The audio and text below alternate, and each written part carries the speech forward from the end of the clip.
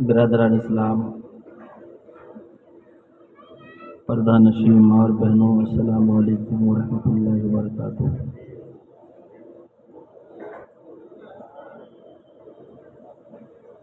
جو لوگ بھی ادھر ادھر کھڑے ہیں یا بغیر کام کے گھوم رہے ہیں، ان سے ہماری پرخلوص گزارش ہے کہ وہ اسٹیج کے سامنے تشریف لے آئیں۔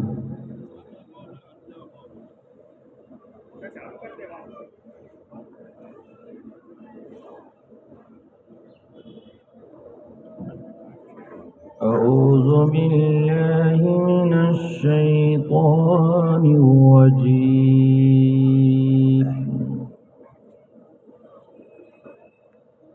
بسم اللہ الرحمن الرحیم۔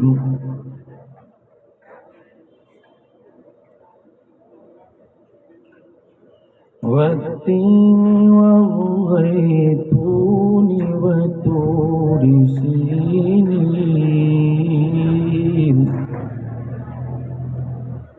وهذا البلد الأمين، لقد خلقنا الإنسان في أحسن تقويم،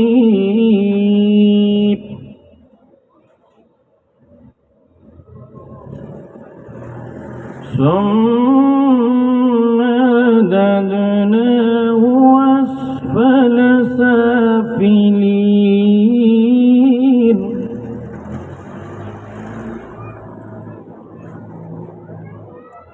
إلا الذين آمنوا وعملوا الصالحات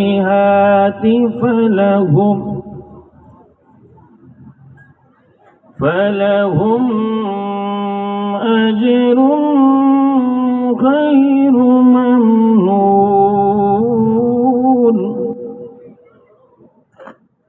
فما يكذبك بعد بالدين، أليس الله بأحكم الحاكمين؟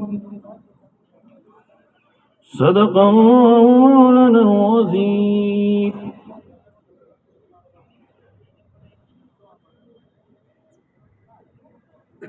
الحمد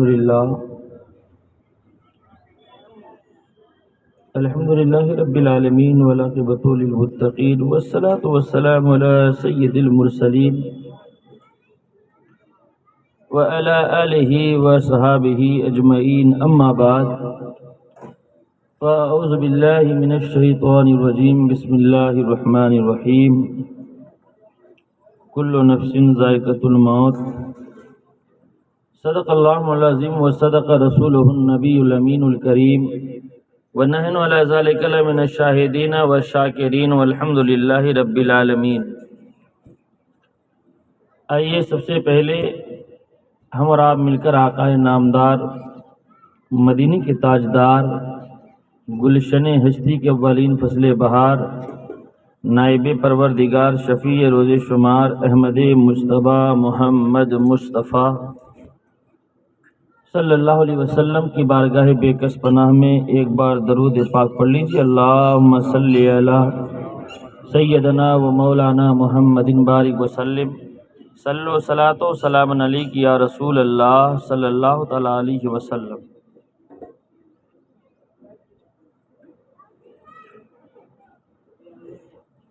میرے پیارے اسلامی بھائیو،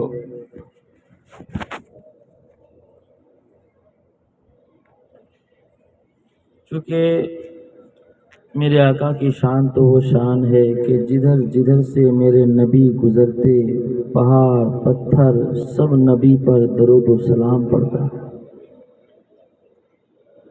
اور ایک مرتبہ تو ایسا بھی ہوا کہ میرے آقا صلی اللہ علیہ وسلم سفر کر رہے ہیں، ساتھ میں ابو بکر صدیق بھی ہیں، عمر فاروق بھی ہیں، اور چلتے چلتے دائیں طرف ابو بکر ہیں تو بائیں طرف عمر ہے۔ ابو بکر صدیق جو ہیں ان کے اندر صرف جمال ہی جمال تھا، اور عمر فاروق جو تھے وہ جلال ہی جلال تھے۔ اور میرے دوستو، ہمارے نبی کے اندر تو کمال ہی کمال تھا۔ نبی آگے آگے، ابو بکر عمر پیچھے پیچھے۔ جب کچھ دور سفر کیے تو اچانک کیا دیکھ رہے ہیں کہ کوئی نبی پر درود و سلام پڑھ رہا ہے، لیکن ابو بکر صدیق پوچھ نہیں سک رہے ہیں، عمر فاروق پوچھ نہیں رہے ہیں۔ جب 10 قدم اور آگے بڑھے تو پھر درود و سلام کی آواز آئی تو عمر فاروق نے عرض کیا، یا رسول اللہ، یہ آواز اتنی پیاری آواز کہ الصلاۃ والسلام علیک یا رسول اللہ، الصلاۃ والسلام علیک یا خیر خلق اللہ، الصلاۃ والسلام علیک یا نبی اللہ، یہ آواز اتنی پیاری آواز کس کی آ رہی ہے؟ تو میرے آقا صلی اللہ علیہ وسلم نے ارشاد فرمایا، اے عمر دیکھو، یہ پہاڑ جو ہے نا، ایک پتھر ہے، وہ پتھر ایسا ہے کہ وہ پتھر مجھے پہچانتا ہے اور میں اس پتھر کو پہچانتا ہوں۔ میرے نبی فرماتے ہیں کہ میں اس پتھر کو پہچانتا ہوں، وہ پتھر مجھے پہچانتا ہے، اور وہ پتھر تمہارے نبی پر درود و سلام پڑھ رہا ہے۔ تو کہنے کا مطلب یہ ہے کہ ہمارے نبی کی شان وہ شان تھی کہ جدھر جدھر سے میرے نبی گزرتے پتھر بھی نبی کو دیکھ کر کے درود و سلام پڑھنے پر مجبور ہو جاتا۔ ہمارے نبی جدھر جدھر سے گزرتے پیڑ پودے بھی ہمارے نبی پر درود و سلام پڑھتے۔ میں دوستو، ہمارے نبی کی شان وہ شان تھی، اس کو ذہن میں رکھیں۔ اور یہ 2-3 اشعار آپ کے حوالے کرتا ہوں، سماعت فرمائیں کہ چہرے انور سے جب پردہ ہٹائے مصطفیٰ، چہرے انور سے جب پردہ ہٹائے مصطفیٰ، چہرے انور سے جب پردہ ہٹائے مصطفیٰ، گمشدہ سوئی ملے جب مسکرائے مصطفیٰ، گمشدہ سوئی ملے جب مسکرائے مصطفیٰ، اور روز و شب کرتا ہوں اپنے رب سے رو رو کر دعا، روز و شب کرتا ہوں اپنے رب سے رو رو کر دعا، جب نزا کا وقت آئے، جب نزا کا وقت آئے، ارے جلوہ دکھائے مصطفیٰ، جب نزا کا وقت آئے، جلوہ دکھائے مصطفیٰ، اور ہو کے جو بھی مارے عشق مصطفیٰ میں مر گیا، ہو کے جو بھی مارے عشق مصطفیٰ میں مر گیا، کیوں نہ اس کی قبر میں، کیوں نہ اس کی قبر میں ارے تشریف لائے مصطفیٰ، کیوں نہ اس کی قبر میں تشریف لائے مصطفیٰ۔ اور مالک کل ہے انہیں رب نے دیا ہے اختیار، مالک کل ہے انہیں رب نے دیا ہے اختیار، جس کو چاہے حشر کے دن، جس کو چاہے حشر کے دن ارے بخشوائے مصطفیٰ، جس کو چاہے حشر کے دن بخشوائے مصطفیٰ۔ چہرے انور سے جب پردہ ہٹائے مصطفیٰ، گمشدہ سوئی ملے جب مسکرائے مصطفیٰ، اور ڈھونڈ پائیں گے فرشتے کیسے مجرم کو بھلا، ڈھونڈ پائیں گے فرشتے مجرم کو کیسے بھلا، دامن رحمت میں اپنے جب چھپائے مصطفیٰ، دامن رحمت میں اپنے جب چھپائے مصطفیٰ۔ میرے پیارے اسلام بھائیو، چونکہ ہم لوگ جو حاضر ہوئے ہیں بس تھوڑی دیر کے لیے کہ اکبر بھائی مرحوم کے اس حال ثواب کے لیے کہ تھوڑی دیر جو بھی ہو ذکر و اذکار ہو، اللہ اس کے رسول کا ذکر ہو۔ مرنا تو خیر سبھی کو ہے، دنیا چھوڑ کر کے سبھی کو جانا ہے، اور اللہ نے فرما دیا کل نفس ذائقۃ الموت، کے ہر نفس کو موت کا مزہ چکھنا ہے۔ حالانکہ آپ دیکھ لیجئے اس دور میں، اس زمانے میں کوئی ایسی چیز نہیں ہے جس میں اختلاف نہ ہو، ہر ایک چیز میں اختلاف ہے۔ آپ یہ دیکھ لیں کہ میں دوستو، آپ بہت غور و فکر کر کے، بہت سب کچھ اچھا کر کے اس کے بعد کوئی پروگرام بنائے، کوئی منصوبہ بنائے، تو یہ ضروری نہیں ہے کہ دوسرا انسان آپ کے اس منصوبے سے متفق ہوتا ہو، آپ کے اس پروگرام سے متفق ہوتا ہو، ضرور اس کو تکلیف ہوگی۔ نہیں، آپ نے یہ غلط کیا ہے۔ کہنے کا مطلب یہ ہے کہ خون و پسینہ کی کمائی سے کھلانے والا باپ بھی اگر اپنے بیٹے کے سامنے اگر کوئی مشورہ پیش کرتا ہے، کوئی منصوبہ پیش کرتا ہے، تو بسا اوقات ایسا بھی ہوتا ہے کہ بیٹا بھی اپنے باپ کے مشورے کو پسند نہیں کرتا کہ نہیں ابا آپ یہ غلط کہتے ہو۔ استاذ اگر اپنے شاگرد کے سامنے اگر کوئی منصوبہ پیش کرتا ہے تو شاگرد بھی ماننے کے لیے تیار نہیں ہوتا ہے۔ یعنی دنیا میں اللہ نے جتنی بھی چیزیں پیدا کی ہیں، کوئی ایسی چیز نہیں ہے جس میں اختلاف نہ ہو۔ آپ دیکھ لیجئے، اللہ کو ایک ماننے میں بھی اختلاف ہے، رسول کی رسالت میں اختلاف ہے، نبی کی نبوت میں اختلاف ہے، ولی کی ولایت میں اختلاف ہے، خواجہ کی خواجگیت میں اختلاف ہے، غوث کی غوثیت میں اختلاف ہے، ہر ایک چیز میں اختلاف ہے۔ ہاں، اگر اللہ نے کوئی ایسی چیز بنائی ہے جس میں کسی کا بھی اختلاف نہ ہو تو وہ ایک ہی چیز ہے، وہ موت ہے۔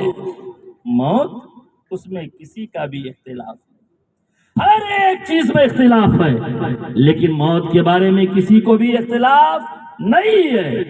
اللہ نے فرما دیا کہ موت آنی ہے تو موت آنی ہے، ہر ایک کو دنیا چھوڑ کر کے جانا ہے۔ اللہ نے فرما دیا کل نفس ذائقۃ الموت، ہر نفس کو مرنا ہے، ہر ایک کو دنیا چھوڑ کر کے جانا ہے۔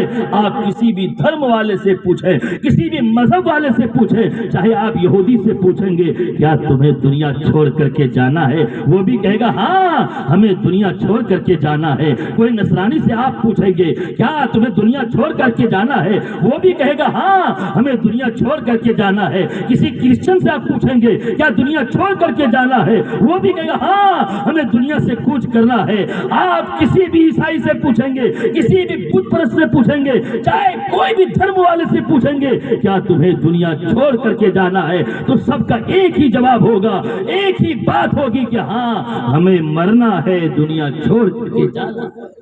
اللہ نے فرما دیا کل نفس ذائقۃ الموت, کہ ہر نفس کو موت کا مزہ چکھنا ہے. اور واقعی موت جو ہے ایک بھیانک لفظ ہے, ایک ڈراؤنا لفظ ہے. اور میرے پیاروں, موت کا نام سنتے ہی انسان کے جسم میں لرزہ پیدا ہو جاتا ہے. اور اللہ نے فرما دیا کہ دیکھو مرنا سبھی کو ہے, موت ایک راستہ ایسا ہے جس پر ہر ایک کو چلنا ہے. موت ایک ایسا پل ہے جس پر ہر ایک کو گزرنا ہے. موت ایسا ساگر ہے جس کو ہر ایک کو نوش کرنا ہے. دنیا چھوڑ کر کے سبھی کو جانا ہے. اللہ نے فرما دیا کل نفس ذائقۃ الموت, کے ہر نفس کو موت کا مزہ چکھنا ہے. اور آپ دیکھیں کہ کوئی ایسا انسان نہیں جو موت کا مقابلہ کرتا ہو. ہر ایک چیز سے مقابلہ کیا جا سکتا ہے, لیکن موت سے کوئی مقابلہ نہیں کر سکتا. میرے پیارو, موت ایک ایسی چیز ہے, اتنا ڈراؤنا لفظ ہے, کوئی اس کا مقابلہ نہیں کر سکتا. دنیا کی ہر ایک مصیبت کو, دنیا کی ہر ایک پریشانی کو کسی نہ کسی بنیاد پر ٹالا جا سکتا ہے. دنیا کی ہر ایک پریشانی کو کسی نہ کسی بنیاد پر ٹالا جا سکتا ہے. بعض مصیبت تو ایسی ہوتی ہے جو دوستی کی بنیاد پر بھی ٹالا جا سکتا ہے. بعض تکلیفیں تو ایسی بھی ہوتی ہیں کہ دوستی کی بنیاد پر ٹالا جا سکتا ہے. بعض مصیبت تو ایسی ہوتی ہے جو تعلقات کی بنیاد پر بھی ٹالا جا سکتا ہے. بعض مصیبت تو ایسی بھی ہوتی ہے کہ رشتہ داری کی بنیاد پر بھی ٹالا جاتا ہے, لیکن موت کو کسی بنیاد پر ٹالا نہیں جا سکتا ہے. موت آنی ہے تو ہر حال میں آنی ہے, کوئی ایسا نہیں ہے جو اس کو ٹال سکتا. موت کو اگر دوستی کی بنیاد پر ٹالا جا سکتا تو شاید فاروق اعظم کو موت نہ آتی.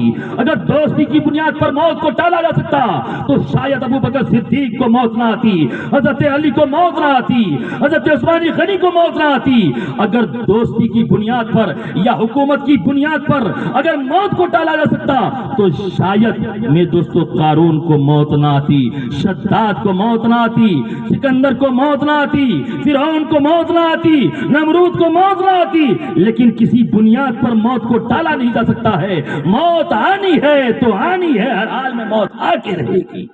لیکن پھر بھی ہم لوگ موت کے بارے میں کبھی نہیں سوچتے کہ ہمیں مرنا ہے. بس دنیا دنیا بس جمع کرنا ہے جیسے بھی ہو. لیکن میرے پیاروں کہتے نہیں, آج دولت ہے, مکان ہے, دکان ہے, پونجی ہے, ساری چیزیں ہیں, لیکن جانتے ہیں جب انتقال ہو جاتا ہے تو کوئی چیز ساتھ میں نہیں جاتی ہے. یہاں تک کہ گھر سے کوئی چارپائی بھی نہیں دیتا ہے کہ جاؤ مسجد سے جاؤ, وہاں سے چارپائی لے کر کے آؤ اور اس میں لٹا کر کے قبرستان لے جاؤ. کیا لے کر کے گئے میرے پیاروں؟ ہاں, اگر ساتھ میں کوئی چیز جائے گی تو وہ آپ کے اخلاق جائیں گے, آپ کے اعمال جائیں گے. آپ جو اچھا کام کرو گے وہ اچھا کام جائے گا.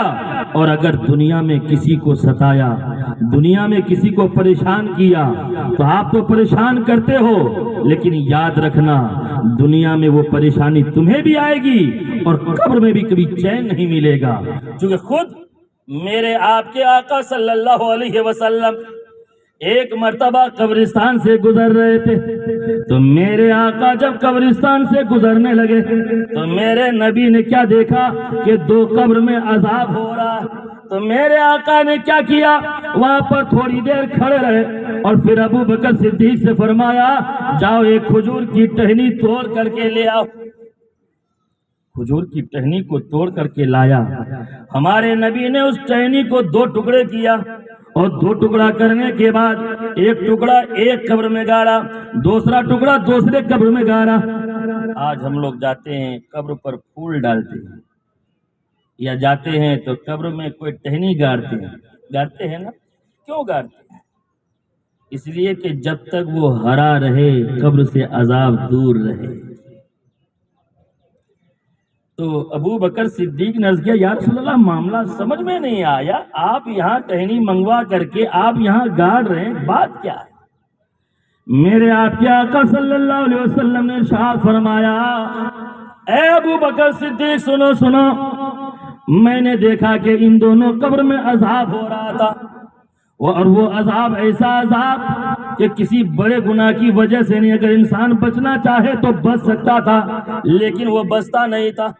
ایک تو گناہ یہ کہ وہ پیشاب کے چھینٹوں سے بچتا نہیں تھا، بھائی بچنا چاہیں گے تو بچ سکتے ہیں نا پیشاب کی چھینٹوں سے، لیکن یہ بچتا نہیں تھا۔ اور دوسرا یہ کہ یہ دوسرے کی چگلی کرتا تھا، چگلی سمجھتے ہیں نا بھائی، ادھر کی بات ادھر، ادھر کی بات ادھر، اس کو لڑوانا اس کو بگڑوانا، اس سے جھگڑا کروانا، یہی سب کام کروانا۔ تو ہمارے نبی نے فرمایا کہ دیکھ یہ انسان بچنا چاہے تو چگلی سے بچ سکتا تھا، غیبت سے بچ سکتا تھا، لیکن یہ بچتا نہیں تھا، دوسرے کی چگلی کرتا تھا، اس لیے اس کے قبر میں عذاب ہو رہا ہے۔ تو کہنے کا مطلب ہے کہ جو انسان جیسا کرے گا دنیا میں تو اس کو ملے گا اور قبر میں بھی اس کو ملے گا۔ تو میرے پیارے اسلامی بھائیوں، انشاءاللہ ان سب برائیوں سے ہم سب بچنے کی توفیق عطا فرمائے۔ میرے پیارے اسلامی بھائیوں، ہمارے نبی نے فرمایا، رب نے فرمایا کہ موت سب کو آنی ہے، سب کو دنیا چھوڑ کر کے جانا ہے۔ اللہ نے فرما دیا کل نفس ذائقۃ الموت، کہ ہر نفس کو موت کا مزہ چکھنا ہے، دنیا چھوڑ کر کے سبھی کو جانا ہے۔ اور ہر نفس ہی نہیں بلکہ ایک دن تو ایسا آئے گا کہ یہ زمین ختم ہو جائے گی، یہ آسمان ختم ہو جائے گا، یہ پیڑ پودے سارے ختم ہو جائیں گے، یہ آسمان، یہ زمین، یہ پہاڑ، یہ پیڑ پودے، یہ شجر، یہ حجر، یہ شمس، یہ قمر، یہ چرند و پرند، ساری چیزیں ختم ہو جائیں گی۔ لیکن سنو میرے پیارو، اگر رہنے والی ذات ہے تو وہ ایک ہی ذات ہے، وہ پروردگار کی ذات ہے۔ اللہ نے خود قرآن پاک میں ارشاد فرمایا کل شیء ہالک الا وجہہ لہ الحکم والیہ ترجعون،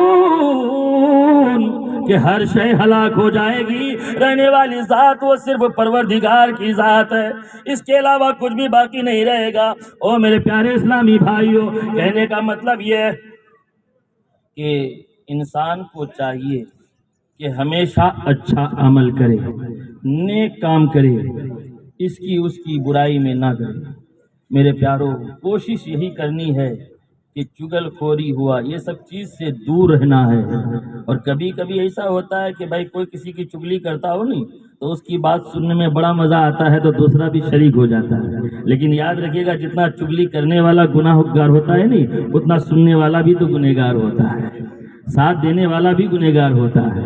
تو اس لیے جہاں ایسی بات ہونی تو وہاں سے دوری اختیار کرنی چاہیے کہ نہیں، وہاں بیٹھنا ہی نہیں ہے، اس لیے کہ وہاں دوسرے کی غیبت ہو رہی ہے۔ میرے پیارے اسلامی بھائیوں، ہمیشہ دل کو صاف رکھنا ہے۔ اور کہنے کا مطلب یہ ہے کہ بھائی دنیا چھوڑ کر کے سبھی کو جانا ہے۔ اور ہم نے تو ایسا بھی دیکھا، لیکن میرے پیارو، نماز یہ بہت ضروری چیز ہے، نماز یہ بہت ضروری چیز ہے میرے پیارو، چونکہ یہ قبر، یہ زمین جس کے سینے پر ہم چلتے ہیں، یہ زمین ہمیشہ ہمارے دماغ کو جھنجھوڑ کر یاد دلاتی ہے کہ اے میری چھاتی پر چڑھنے والے، اے میری چھاتی پر سفر حیات طے کرنے والے انسان، ایک نہ ایک دن تم کو میرے پیٹ میں آنا پڑے گا، ایک نہ ایک دن تم کو میرے پیٹ میں آنا پڑے گا۔ اور جس دن تو میرے پیٹ میں آئے گا اس دن اپنے کیے کی سزا اور جزا پا کر رہے گا، یعنی اگر اچھا کریں گے تو جزا ملے گی اور اگر برا کریں گے تو سزا ملے گی۔ یہ زمین ہمیں کہتی ہے کہ دیکھو میں تنہائی کا گھر ہوں، میں مٹی کا گھر ہوں، ارے میں غربت کا گھر ہوں۔ آج تم زمین کے اوپر فرش پر سوتے ہو، آج نرم نرم گدے پر سوتے ہو، آج اچھی اچھی زندگی گزارتے ہو اور اے سی کا انتظام کرتے ہو، لیکن سنو جب میرے اندر آؤ گے نا تو یہاں پر مٹی کے سوا کچھ نہیں ملے گی، اس لیے میرے اندر آنے کی تیاری کرو۔ میں غربت کا گھر ہوں، تنہائی کا گھر ہوں، تم زمین کے اوپر روشنی میں چہل پہل میں پنکھے میں رہنا پسند کرتے ہو، لیکن جب میرے اندر آؤ گے تو اس وقت یہاں روشنی یا کچھ نہیں، یا اندھیرا ہی اندھیرا ملے گا۔ اس لیے میرے اندر آنے کی تیاری کرو۔ اگر جب تم میرے اندر آنے کی تیاری کرو گی تو سنو تمہاری آخرت سمجھ جائے گی، اس لیے کہ دنیا تو کھیتی ہے، جیسی کھیتی کرو گے ویسے ہی وہاں بیج بو گے۔ کہنے کا مطلب یہ ہے میرے پیارو، یہ قبر ہمیں بولتی ہے، یہ زمین بولتی ہے کہ ہمارے اندر آنے کی تیاری کرو۔ لیکن آج ہم لوگ کبھی موت کے بارے میں نہیں سوچتے، موت کے بارے میں ہم لوگ نہیں سوچتے ہیں کہ ہمیں مرنا ہے۔ جیسے بھی ہو میں دوستو، ہم لوگ دنیا میں لگے رہتے ہیں، دنیا میں مست رہتے ہیں، کبھی نہیں سوچتے کہ ہمیں مرنا ہے۔ میرے پیارو، دنیا چھوڑ کر کے سبھی کو جانا ہے۔ اللہ نے فرما دیا کل نفس ذائقۃ الموت، کہ ہر نفس کو موت کا مزہ چکھنا ہے۔ اور جو اللہ والے ہوتے ہیں نا میں دوستو، وہ تو کبھی نماز چھوڑتے ہی نہیں ہیں۔ جو اللہ کا خاص بندہ ہوتا ہے، تکلیفیں بہت آتی ہیں لیکن نماز نہیں چھوڑتے تھے۔ خواجہ غریب نواز کی زندگی کو دیکھ لے، کبھی نماز نہیں چھوڑتے تھے۔ اولیاء کرام کی زندگی کو دیکھ لے، کبھی نماز نہیں چھوڑتے تھے۔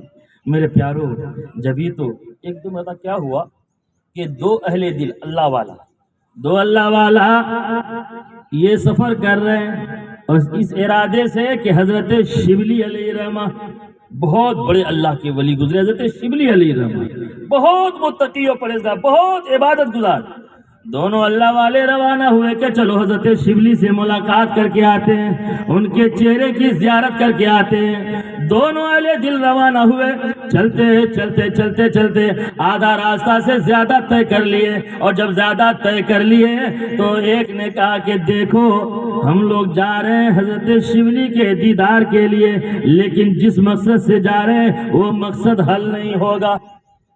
تو ایک نے کہا کیوں؟ ہم لوگ ملاقات کے لیے جا رہے ہیں تو کیوں نہیں حل ہوگا؟ کہا کہ تمہیں معلوم نہیں، ہم نے ابھی دو بلی جو جا رہی تھی نا، ہم نے دو بلیوں کو آپس میں بات کرتے ہوئے سنا کہ دونوں بلی ایک دوسرے سے کیا کہہ رہی تھی کہ حضرت شبلی علیہ الرحمہ کا رات میں انتقال ہو گیا ہے۔ کہ اچھا تو نے بلی کو کہتے ہوئے سنا؟ کہا کہ ہاں، ہم نے بلی کو کہتے ہوئے سنا کہ حضرت شبلی علیہ الرحمہ کا انتقال ہو گیا ہے، اب ہم لوگ جا رہے ہیں ان کی ملاقات کے لیے، ملاقات کہاں ہوگی؟ تو ایک نے کہا کہ ایک کام کرو، جب انتقال ہو گیا تو کم سے کم اس کے جنازے میں تو شریک ہو جائیں گے، چلو ان کے جنازے میں شریک ہو جائیں گے۔ دونوں چلنے لگے، چلتے جب حضرت شبلی علیہ الرحمہ کے مکان پر پہنچے تو کیا دیکھ رہے ہیں کہ حضرت شبلی علیہ الرحمہ اپنی عبادت میں مصروف ہے، زندہ شبلی علیہ الرحمہ عبادت کر رہے ہیں، نماز پڑھ رہے ہیں۔ کہہ رہے تم نے تو کہا تھا کہ ہم نے بلی کو کہتے ہوئے سنا، اور یہاں تو حضرت شبلی زندہ ہے، نماز پڑھ رہے ہیں۔ کہ یار معاملہ سمجھ میں نہیں آیا، ہم نے تو سنا تھا۔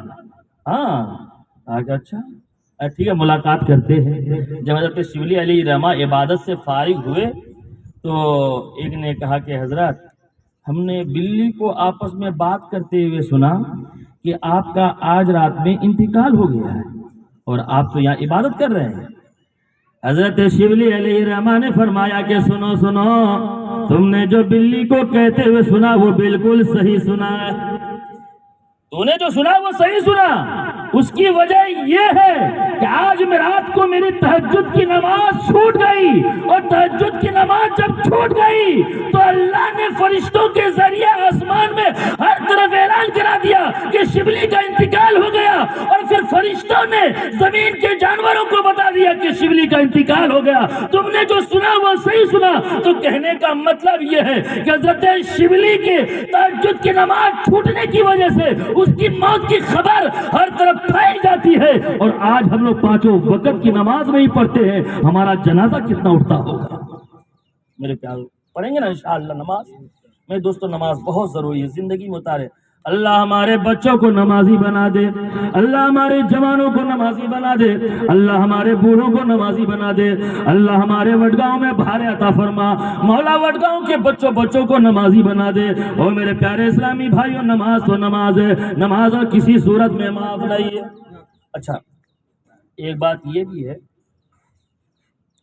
کہتے ہیں کہ بھائی دل ہے تو سب کچھ، ہم نے وہیں پہ ایک واقعہ یہ بھی پڑھا کہ کہتے ہیں کہ جس کے دل میں رسول کی محبت نہیں تو وہ بھی دکھنے میں زندہ ہے لیکن حقیقت میں وہ بھی مردہ ہے۔ بھائی رسول کی محبت، کہتے ہیں نا کہ پیارے محمد کی محبت دین حق کی شرط اول ہے، اگر اسی میں ہو کچھ خامی تو سب کچھ نامکمل ہے۔ یہ علامہ اقبال کا شعر ہے۔ تو کہنے کا مطلب یہ ہے کہ ہم نے جو پڑھا تو اس میں یہی کہ بھائی ایک جگہ ایک انتقال ہو گیا، بڑا آدمی تھا، انتقال ہو گیا، اور اس کے جنازے میں بہت سارے لوگ آئے، اور جب کثیر تعداد میں لوگ آئے، مولانا کو دعوت دے کر کے آئے کہ مولانا آپ جنازہ کی نماز پڑھانے کے لیے آئیے گا۔ مولانا بھی بولے کہ ٹھیک ہے ہم آ جائیں گے، لیکن اتفاق ایسا ہوا کہ کوئی کام ایسا پڑ گیا، مولانا کا ذہن سے نکل گئی بات اور مولانا کہیں اور چلے گئے، اور جب مولانا کہیں اور چلے گئے اب سوچنے لگے کیسے کیا کریں۔ اب یہاں جنازہ تیار ہے، سارے لوگ تیار ہیں، اب جنازہ کی نماز پڑھائیں گے تو پڑھائیں گے کون؟ اب وہاں کوئی ایسا انسان ہے بھی نہیں جو جنازہ کی نماز پڑھا سکے۔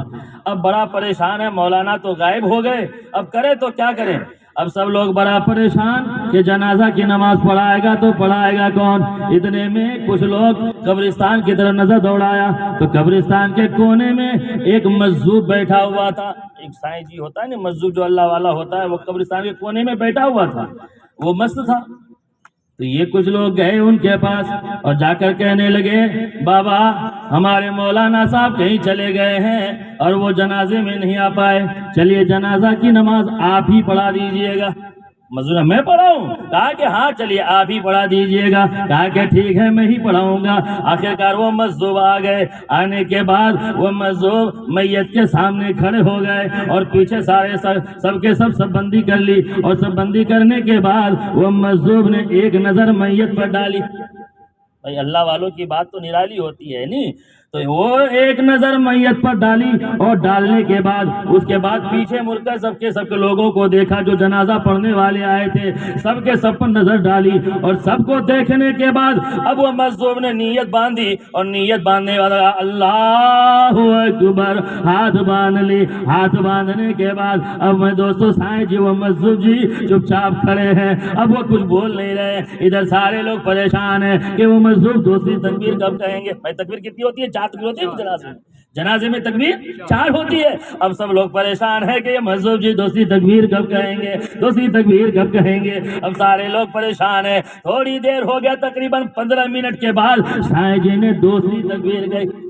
اب جب دوسری تکبیر کہی تو سارے لوگ سوچنے لگے چلو اللہ کا شکر ہے کہ دوسری تکبیر تو کہہ دی، اب جلدی سے تیسری تکبیر کہیں گے، لیکن سارے کے سارے لوگ پیچھے انتظار کر رہے ہیں کہ اب یہ تیسری تکبیر کہیں گے، لیکن یہ سائیں جی بڑے خاموش ہیں، اب کچھ پڑھ رہے ہیں کہ نہیں پڑھ رہے ہیں اللہ جانے۔ اب یہ کھڑے ہیں اب ادھر سارے لوگ پریشان ہیں، بہت پریشان ہیں، کرے تو کیا کریں۔ اوہ میرے پیارے اسلامی بھائیوں، 2-4 منٹ نہیں بلکہ آدھا گھنٹہ لگا دیا تیسری تکبیر میں، اور جب تیسری تکبیر میں آدھا گھنٹہ لگایا تو میں دوستوں اب چوتھی تکبیر سوچے کہ اب چلو کہیں ہو سکتا ہے جلدی کہہ دے، لیکن کیا ہوا کہ بھائی چوتھی تکبیر کے بعد کیا ہوتا ہے؟ تیسری کے بعد کہ میت کے لیے دعا ہوتی ہے، اللہم اغفر لنا، تو دعا ہوتی ہے میت کے لیے، لیکن سارے لوگ میت کے لیے دعا کیا کریں گے؟ سب کے سب اپنے دل میں سائیں جی کو گالی دینا شروع کر دیا کہ بھائی یہ جنازہ کی نماز پڑھا رہے ہیں یا کچھ اور کر رہے ہیں؟ بھائی جنازہ کی نماز پڑھانے میں 2 منٹ 5 منٹ 10 منٹ، یہ تو گھنٹوں گھنٹہ، اور وہ کڑاکے کی گرمی،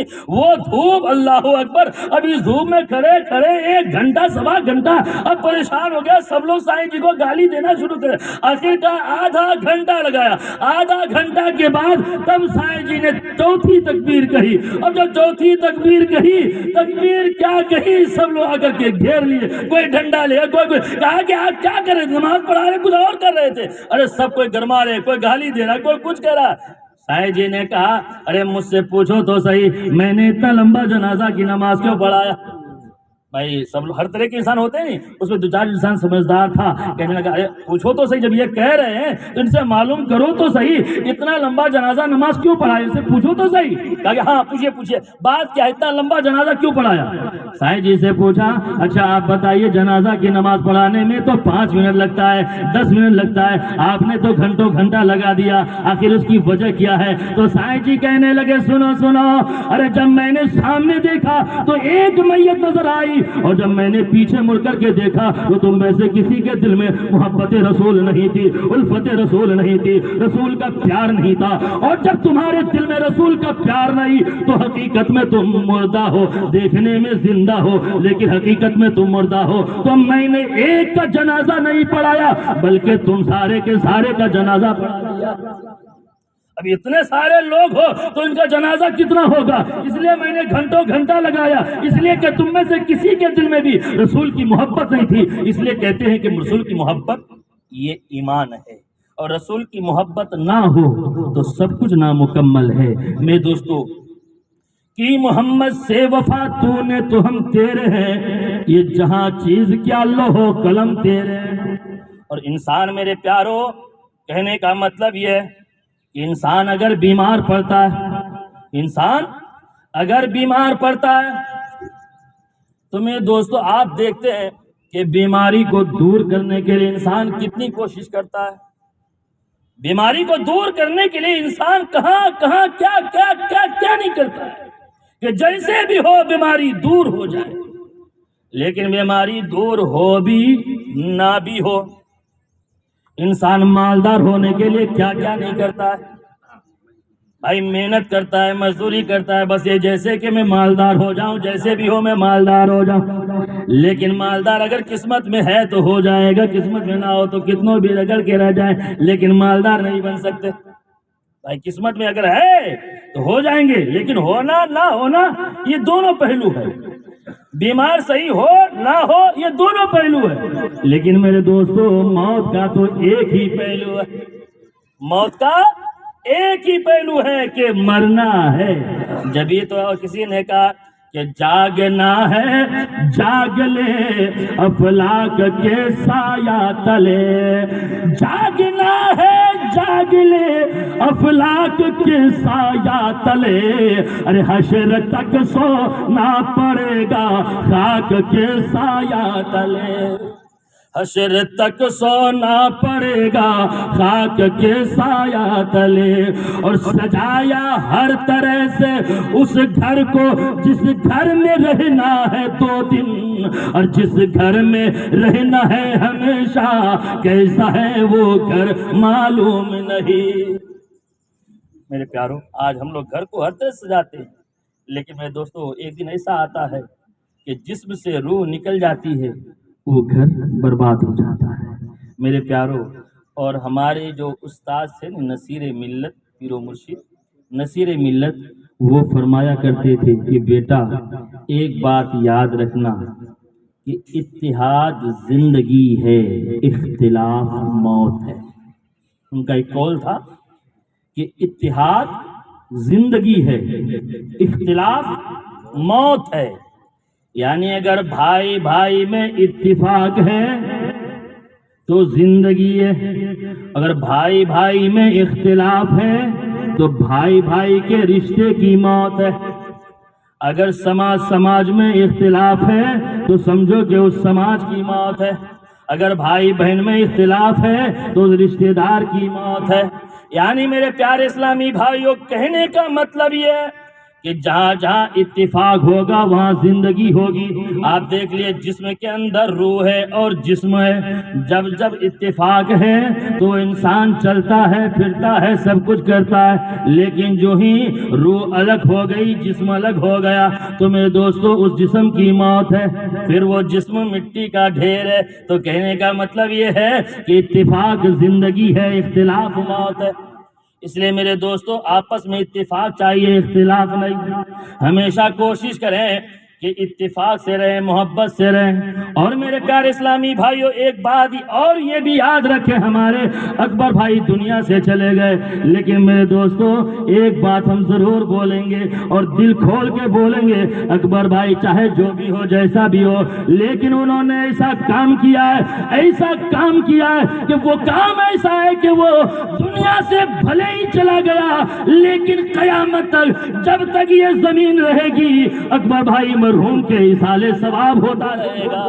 کیوں؟ اس لیے کہ اس زمین کو خریدنے میں اگر سب سے زیادہ اگر کسی نے حصہ لیا ہے تو وہ اکبر بھائی مرحوم نے حصہ لیا ہے۔ خود ہم جانتے ہیں اس بات کو کہ اکبر بھائی نے دن کو دن نہیں، رات کو رات نہیں، اس عمر میں وہ کہاں صورت کہاں جا کر کے در بدر کی ٹھوکریں کھا کر کے تاکہ جا کر کے یہ پلاٹ خریدا۔ اس لیے میرے دوستو یاد رکھیے گا، اس پلاٹ میں جب بھی اللہ اس کے رسول کا ذکر ہوگا، حالانکہ سارے گاؤں والوں نے حصہ لیا ہے، ہم اچھی طرح جانتے ہیں سب نے حصہ لیا ہے، لیکن سب سے اہم رول اگر کسی کا ہے تو وہ اکبر بھائی کا ہے۔ ہو سکتا ہے کہ اللہ یہی نجات کا ذریعہ بنا دے، اللہ اس کو بخش دے۔ جبھی میرے دوستو کیوں اس کو موت بھی ہوئی تو جمعہ کے دن موت ہوئی، موت بھی ہوئی تو جمعہ کے دن ہوئی۔ اور میرے دوستو ہم نے کتابوں میں پڑھا ہے کہ جمعہ کے دن جس کا انتقال ہوگا اس کے قبر سے اللہ عذاب کو اٹھا لیتا ہے، اللہ اس کے قبر سے عذاب کو اٹھا لیتا ہے۔ ہو سکتا ہے کہ اکبر بھائی نے یہی کام ایسا کیا ہو جس کی وجہ سے جمعہ کے دن اللہ نے اس کو موت دی ہے۔ میرے پیارو، ہمیشہ کوشش یہی کرنا ہے کہ اچھا کام کرے، برا کام نہیں کرنا ہے، اور جو برا کام کرتا ہے میرے دوستو برائی اس کے سامنے آتی ہے۔ بھائی بولو نا، اور دیکھیے مرنا تو سبھی کو ہے، لیکن اکبر بھائی کو معاف کر دینا۔ ہو سکتا ہے کہ رہنے سہنے میں یا کوئی چیز ایسی ہو تو اس کو معاف کر دینا ہے میرے پیارو، اس لیے کہ آپ معاف کرو گے ہمارے اکبر بھائی مرحوم کی بھی مغفرت ہوگی۔ میرے دوستو چونکہ مرنا تو سبھی کو ہے، آپ آج اس کو معاف کرو گے کل آپ کو کوئی معاف کرے گا، چونکہ بھائی ایک ساتھ رہتے ہیں، رہنے سہنے میں کبھی ہوتا ہے کوئی بات ایسی ہو جاتی ہے جو لگ بھی جاتی ہے، لیکن آج اس کو تہ دل سے اس کو معاف کر دینا ہے، اس کو معاف کر دینا ہے۔ کیوں میرے دوستو؟ اس لیے کہ کہتے ہیں کہ انسان کا جب انتقال ہو جائے تو اس کی برائی کو مت بیان کرے، اس کی برائی کو بیان نہ کرے بلکہ اس کی اچھائی کو بیان کریں۔ کیوں؟ اس لیے کہ آپ اچھائی کو بیان کریں گے، ہو سکتا ہے کہ آپ کے اچھا بیان کرنے کی وجہ سے اللہ اس کی مغفرت کر دے، اللہ اس کو بخش دے۔ اور آپ کی برائی جانتے ہیں، برائی کرنے میں دو بات ہے، ایک تو برائی کریں گے تو مرحوم کو تکلیف پہنچے گی، اور دوسری بات آپ برائی کریں گے تو یہ چگلی بھی ہوا، یہ غیبت بھی ہوا، اور غیبت کرنا یہ سخت حرام ہے میرے دوستو، اللہ اس کو معاف نہیں کرتا ہے۔ تو اس لیے جو ہے برائی بیان نہیں کرنا ہے بلکہ اس کی زندگی کی خوبی کو بیان کریں کہ انہوں نے یہ اچھا کام کیا، یہ اچھا کام کیا، ہو سکتا ہے کہ اللہ اس کے ذریعے آپ کی بھی مغفرت فرما دے۔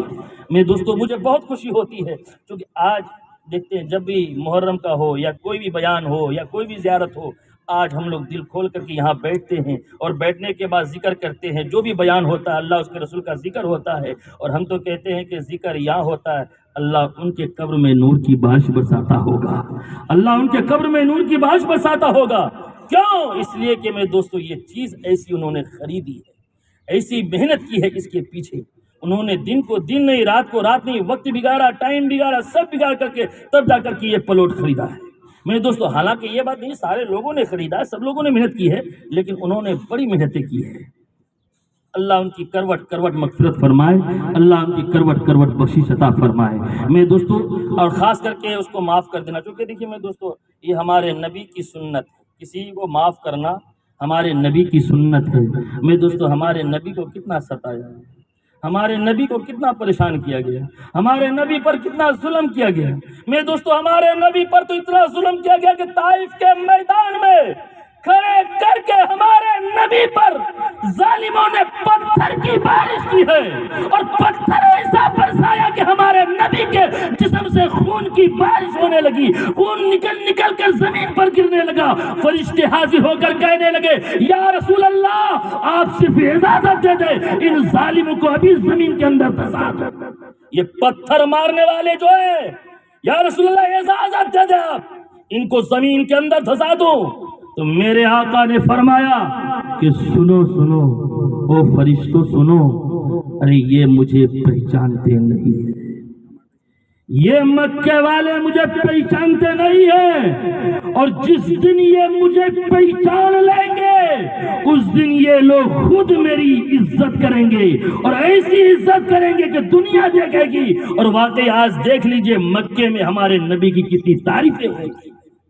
آج مکے میں ادھر ادھر کوئی نہیں ملے گا، سب نبی کا چاہنے والا، چاہے جیسا بھی ہو، لیکن وہ نبی کا تعریف کرتا ہے، نبی کی تعریف کرتا ہے۔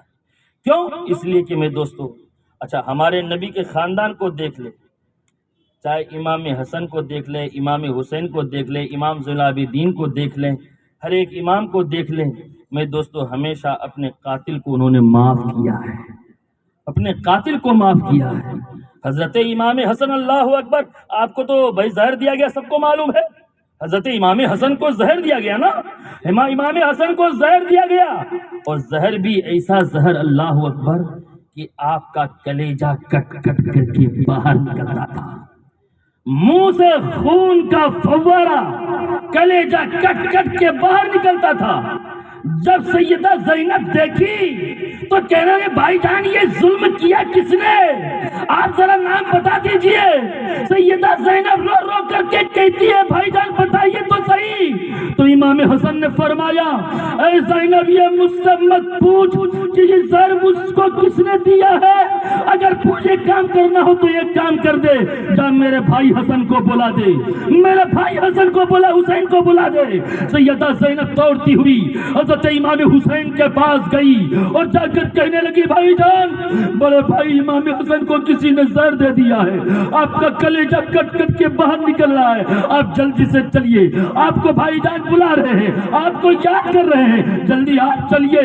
اللہ اکبر، امام حسین جب سنتے ہیں آپ کی آنکھوں میں آنسو آ گیا، آپ روتے روتے بھاگتے بھاگتے آئے، آ کر کے کیا دیکھ رہے ہیں کہ میرے بھائی کا کلیجہ کٹ کر کے باہر نکل رہا ہے، کلیجہ کٹ کر کے باہر نکل رہا ہے۔ حضرت امام حسین نے فرمایا بھائی جان یہ کس نے آپ کے ساتھ ظلم کیا ہے، یہ کس نے آپ کے ساتھ سلوک کیا ہے، اے بھائی جان نام بتا دیجئے۔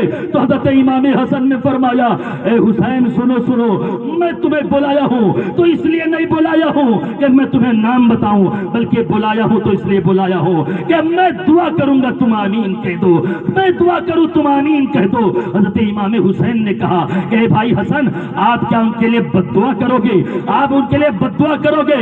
تو امام حسن نے کہا کہ حسین سنو سنو، ارے میں بد دعا کیسے کر سکتا، ارے میرے نانا نے تو پتھر کھا کر کے ان کو معاف کیا ہے، ہمارے نانا نے تو اونٹ کی اوجری پیٹھ پر رکھا گیا تب جا کر کے وہ دین کو پھیلایا ہے، ہمارے نبی نے، ہمارے نانا نے کتنی مشقتیں اٹھا کر کے دین کو پھیلایا، امت کو بنایا ہے، اس امت کے لیے میں کیسے بد دعا کر سکتا؟ میں بد دعا نہیں کروں گا، بلکہ اے حسین میں دعا مانگتا ہوں تو آمین کہہ دے۔ حضرت امام حسن دعا مانگتے ہیں اے مولا میں سچے دل سے، میں پکے دل سے ایمان کے ساتھ تیری بارگاہ میں ہاتھ اٹھا کر کے دعا مانگتا ہوں، اے پروردگار میں اپنے قاتل کو معاف کرتا ہوں، میں اپنے قاتل کو معاف کرتا ہوں۔ اس لیے اے وڈگاؤں کے غیور مسلمانوں، اگر ہمارے اکبر بھائی مرحوم سے اگر کسی کو کوئی تکلیف پہنچی ہو تو اللہ کے واسطے یا اٹھنے سے پہلے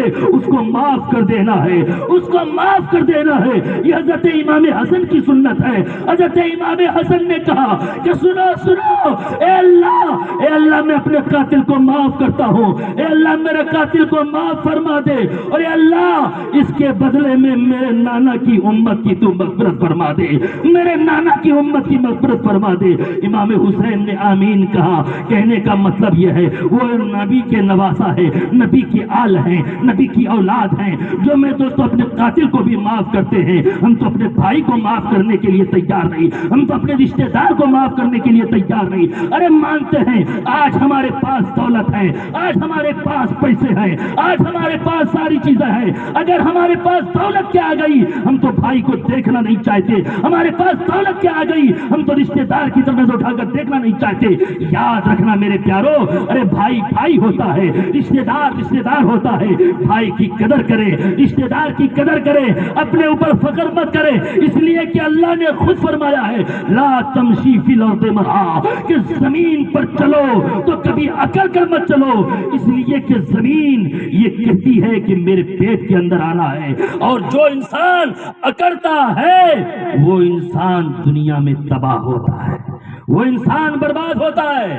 اس لیے کبھی اکڑنا نہیں ہے، اللہ نے نوازا ہے تو اس پر شکر ادا کرنا ہے، لیکن ایسا نہیں کہ اللہ نے نوازا ہے تو ہم دوسرے پر ظلم کریں گے، دوسرے کو پریشان کریں گے، نہیں، یہ نیت نہیں ہونی چاہیے، بلکہ اللہ نے نوازا ہے اللہ کا شکر ادا کریں اور دوسرے کی مدد کریں، اس لیے کہ یہی چیز کام آنے والی ہے۔ اللہ ہم سب کو ان باتوں پر عمل کرنے کی توفیق عطا فرمائے۔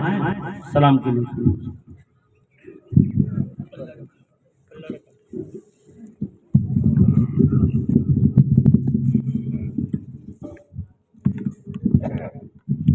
آقا لے لو سلام اب ہمارا، آقا لے لو سلام اب ہمارا، صبا تو مدینے جا کے، صبا تو مدینے جا کے کہنا خدا را، آقا لے لو سلام اب ہمارا، آقا لے لو۔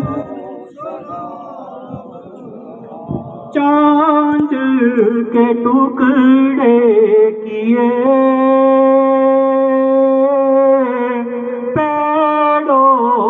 سجدے کیے، سورج پلٹ آ گیا،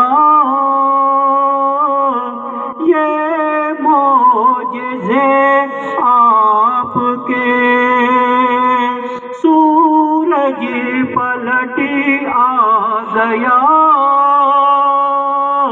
یہ معجزے آپ کے،